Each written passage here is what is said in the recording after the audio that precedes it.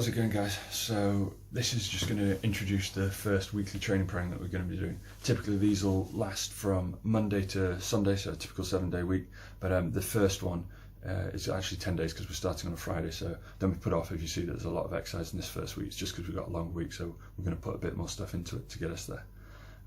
As you'll see from the training program that I'll put up in a second, there's generally 3 types of run that we're going to be doing as we go through. The first of all is maintenance runs. That's just to maintain your standard base rate of fitness. They'll go longer and longer throughout the program, but that's just a steady state run. You're not pushing yourself, you're just getting your body used to increasing the mileage that you're putting through it.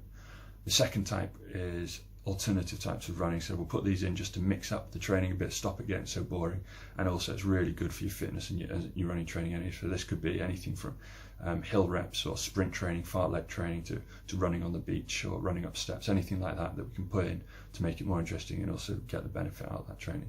And then the third type that you'll see, typically we'll do on a weekend, normally a Sunday, will be the longest distance we'll run that week, so we'll build up throughout that week to get to that long run on a Sunday. And as you'll see, as you saw from the overall program, that is going to increase every week until we hit the half marathon and finally the 19 miles on the 19th of June at the end of this program. So something to look forward to. So we'll just have a check of this week's coming program in a second, but it's important to remember that all this training is at your own risk. So we'll put these programs together and this will get us through it. But if you've got any pain, if you've got anything you're worried about, stop doing it. Basically consult professionals, consult a doctor, make sure you're not doing yourself more damage than harm. And although we have put rest days into this, listen to your body. So if your body is telling you it's hurting because it's not a rest day, don't just think you have to run. Just have another rest and just see how it is the day after. So let's have a look at the program and see what we've got to look forward to next week.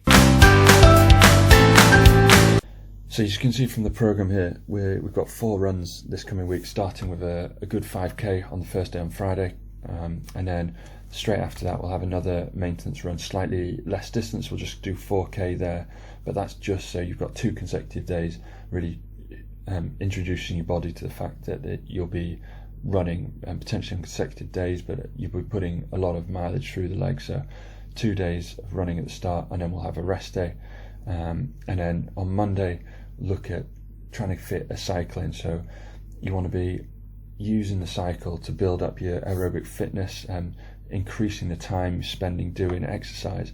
But cycling's great because it's no impact, so your legs aren't getting as the impact that they get through running. So we'll try and put cycling as much as we can into the program. So with low impact exercises, you're still building up your capacity for your body to exercise for longer periods of time. So typically the cycle should be longer than you're spending doing the run. So if you can push the cycle up to an hour, great, but just try and do that. If you don't have access to a bike, no problem, just try and get use anything. So that could be a fast walk. You could maybe put some weight in a rucksack and go for a fast walk, so you're giving yourself legs training.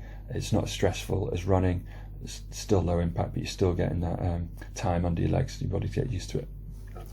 And then have another rest, and then on Wednesday we'll do an alternative run. I think this time for this week we're going to do a 5k, but this is going to be a slightly faster pace. So the idea behind Wednesday's run will be to try and beat the time that you got on Friday. So you'll have had a couple of days running, a couple of days rest, and a cycle in between. So the idea then to step the pace up and go a bit faster on the Wednesday. Friday, just to break the week up, we'll do some circuit training. It's really important to not just focus on the running. So cross training, upper body training is also really important, especially for keeping your core strong. So it can be anything from rowing, cycling, swimming, or yoga. But we'll fit in a circuit session on the Friday. More details will follow next week of what I'll be doing on the circuits if you want to follow me, or you can pick your own YouTube video from the internet, do your own thing, and just make sure you get 30 minutes of exercise in there just to keep the CV going.